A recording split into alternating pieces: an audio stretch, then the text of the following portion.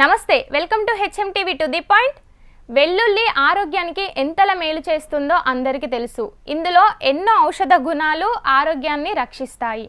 వెల్లుల్లిని ఆయుర్వేదంలో అనేక వ్యాధుల చికిత్సలో ఉపయోగిస్తారు. ఇందులోని anti fungal, anti bacteria, anti oxidant, iron, phosphorus, calcium, fibre, carbohydrate, potassium, zinc, copper, riboflavin వంటి అనేక పోషకాలు శరీరానికి వ్యాధుల నుంచి దూరం చేస్తుంది.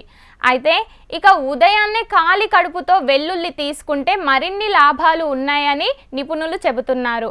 ఇంతకీ ఉదయం పరిగడుపున వెల్లుల్లి తీసుకుంటే ఎలాంటి లాభాలు ఉన్నాయంటే, ఖాళీ కడుపుతో వెల్లుల్లిని తీసుకోవడం వల్ల కాలేయం పనితీరు మెరుగుపడుతుంది. అలాగే అతిసారం నుంచి ఉపశమనం లభిస్తుంది. మెరుగైన జీర్ణక్రియను అందించడంతో పాటు ఆకలిని పెంచుతుంది. వెల్లుల్లి ఒత్తిడిని నియంత్రించడంలో పాటు ఉపయోగపడుతుంది. ఇది కడుపులో యాసిడ్ స్థాయిలు పెరగకుండా చూసుకుంటుంది. ఖాళీ కడుపుతో వెల్లుల్లి తినడం వల్ల శరీరానికి అనేక రకాల వ్యాధుల నుంచి కాపాడుకోవచ్చు.